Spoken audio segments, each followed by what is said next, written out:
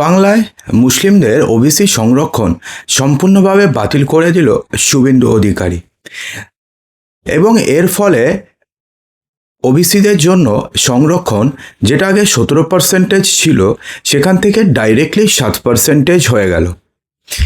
তাহলে হিন্দুদেরও কি ওবিসি সংরক্ষণ কোনোভাবে বাতিল করা হয়েছে? ভিডিও শেষে জানাবো। এবং যারা যারা ইতিমধ্যে চাকরি পেয়ে গেছেন এই ওবিসি দেখিয়ে, ওবিসি এ অথবা ওবিসি বি দেখিয়ে যারা অলরেডি চাকরি পেয়েছেন তাদের চাকরির কী হবে, সমস্ত প্রশ্নের উত্তর জানতে ভিডিওটি সম্পূর্ণ দেখবেন। একটা ছোট্ট রিকোয়েস্ট, ভিডিওটিকে এক্ষুনি একটি লাইক করবেন, ভিডিওটিকে শেয়ার করবেন এবং চ্যানেলটিকে সাবস্ক্রাইব অবশ্যই করবেন। শপথ নেওয়ার মাত্র কয়েকদিনের মধ্যেই নিচের দেওয়া প্রতিশ্রুতি পূরণে সবথেকে বড় এবং নজিরবিহীন পদক্ষেপটি অবশেষে করে ফেললেন মুখ্যমন্ত্রী শুভেন্দু অধিকারী। রাজ্যে ওবিসি সংরক্ষণের পরিমাণ এক ধাক্কায় 17% থেকে কমিয়ে 7% করা হলো। একই সঙ্গে মুসলিম সম্প্রদায়ের ওবিসি সংরক্ষণ আপাতত সম্পূর্ণভাবে বাতিল করার সিদ্ধান্ত নিয়েছে রাজ্য মন্ত্রিসভা। রাজনৈতিক এবং আইনি দুই দিক থেকে এই সিদ্ধান্ত পশ্চিমবঙ্গের সামাজিক এবং নির্বাচনী সমীকরণকে সম্পূর্ণ বদলে দিতে চলেছে বলে মনে করছে ওয়াকিবহল মহল। বাম এবং বিশেষ করে তৃণমূল জমানায় রাজ্যে ওবিসি কোটা বাড়িয়ে 17% করা হয়েছিল। এর মধ্যে ওবিসি এ এবং ওবিসি বি ক্যাটাগরি তৈরি করে সংরক্ষণ দেওয়া হচ্ছিল। কিন্তু বাংলায় প্রথম বিজেপি সরকারের সাফ কথা হচ্ছে এই বর্ধিত সংরক্ষণের আইনি ভিত্তি এবং সমীক্ষার বিস্তর অসঙ্গতি ছিল।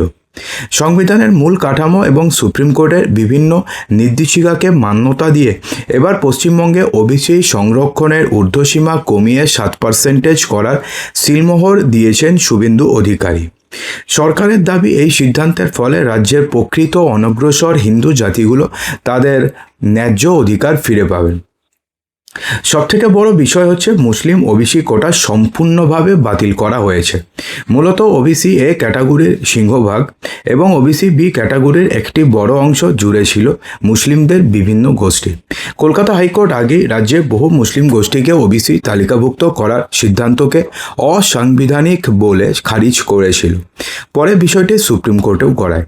তবে বর্তমান সরকার তথা মন্ত্রিসভার পক্ষ থেকে জানানো হয়েছে যে ভারতের সংবিধানে ধর্মের ভিত্তিতে কোনো সংরক্ষণের বিধান নেই। বিগত সরকার স্রেফ ভোট ব্যাংকের রাজনীতির স্বার্থে তোষণের নীতি নিয়ে ঢালাওভাবে মুসলিমদের ওবিসি তালিকাভুক্ত করেছিল, যার ফলে প্রকৃত অনগ্রসর হিন্দুরা বঞ্চিত হয়েছিলেন। আদালতের রায় এবং আইনি বাধ্যবাধকতাকে মান্যতা দিতেই মুসলিম ওবিসি কোটা আপাতত সম্পূর্ণভাবে বাতিল করার সিদ্ধান্ত নিয়েছে শুভেন্দু অধিকারী সরকার। তাহলে রাজ্যে যে প্রথম বা নতুন ওবিসি নীতির নেওয়া হলো নতুন সরকারের আমলে, তাহলে তার দিকগুলি হচ্ছে কোটা প্রথমে হ্রাস করা হয়েছে। রাজ্যের সামগ্রিক ওবিসি সংরক্ষণ 17% থেকে কমে দাঁড়াচ্ছে মাত্র 7%। মুসলিমদের অন্তর্ভুক্তি সম্পূর্ণভাবে বাতিল করা হলো। ওবিসি তালিকা থেকে মুসলিম সম্প্রদায়ের সমস্ত গোষ্ঠীকে আপাতত সম্পূর্ণভাবে বাতিল করে দিল বা সম্পূর্ণভাবে বাদ দিয়ে দেওয়া হচ্ছে। তালিকার পুনর্বিন্যাস হবে।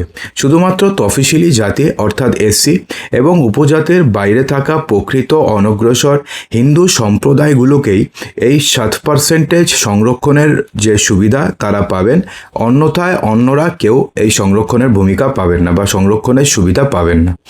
চাকরি এবং শিক্ষার ক্ষেত্রে কী প্রভাব দেখা দিবে, এটা হচ্ছে সবথেকে বড় প্রশ্ন।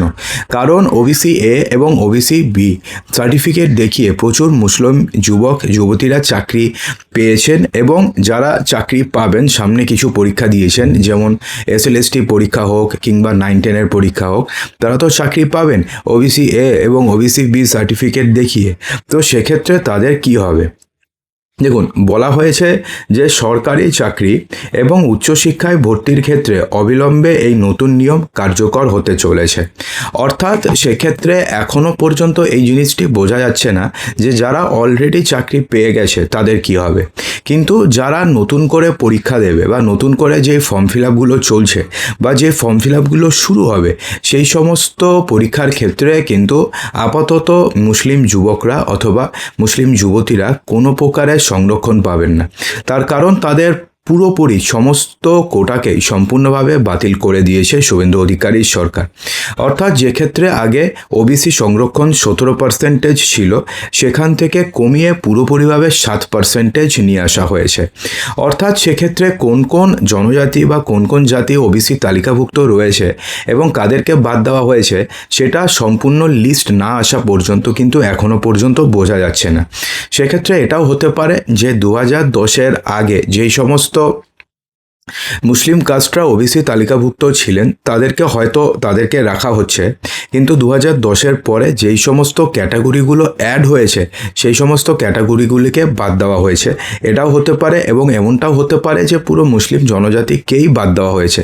সেটা যতক্ষণ না পর্যন্ত নতুন ওবিসি লিস্ট আসছে ততক্ষণ পর্যন্ত বোঝা যাবে না। এখনও পর্যন্ত আসেনি, আমি ভিডিও করা পর্যন্ত আমি পাইনি, সেজন্য করতে পারলাম না। যখনই পাবো, যদি আপনি চান কমেন্ট বক্সে জানাবেন, তো সেটা নিয়ে আমরা আলাদা ভিডিও করে দেবো যে কোন কোন জনজাতিগুলোকে আপাতত ওবিসি তালিকাভুক্ত করা হয়েছে। এবং এখন ব্যাপারটি হচ্ছে হিন্দুদের কি আপাতত বাদ দেওয়া হয়েছে? তো বন্ধুরা, আপনাদের জানিয়ে দিই যে এখনও পর্যন্ত যে খবর রয়েছে তাতে হিন্দুদের বাদ দেওয়া হয়নি। অর্থাৎ যে সমস্ত হিন্দুদের ওবিসি এ বা বি যারা যে ক্যাটাগরিতে ছিলেন তারা আপাতত সেই ক্যাটাগরিতে থাকবেন, তাদের আপাতত বাদ দেওয়া হচ্ছে না। কিন্তু মুসলিমদের বাদ দেওয়া হয়েছে এবং যারা অলরেডি চাকরি করছেন তাদের হয়তো কিছু হবে না, কিন্তু যারা চাকরি পরীক্ষায় বসবেন বা নতুন করে ফর্ম ফিল আপ করছেন তাদের সমস্যা হতে পারে। এবং এটা সেন্ট্রাল এবং এটা স্টেট উভয় ক্ষেত্রেই তারা সমস্যার সম্মুখীন বা সমস্যায় পড়তে পারে। তো বন্ধুরা, এরপরে যদি কোনো আপনারা আপডেট জানতে চান কমেন্ট বক্সে জানাবেন, আমরা আপডেট দেওয়ার চেষ্টা করব।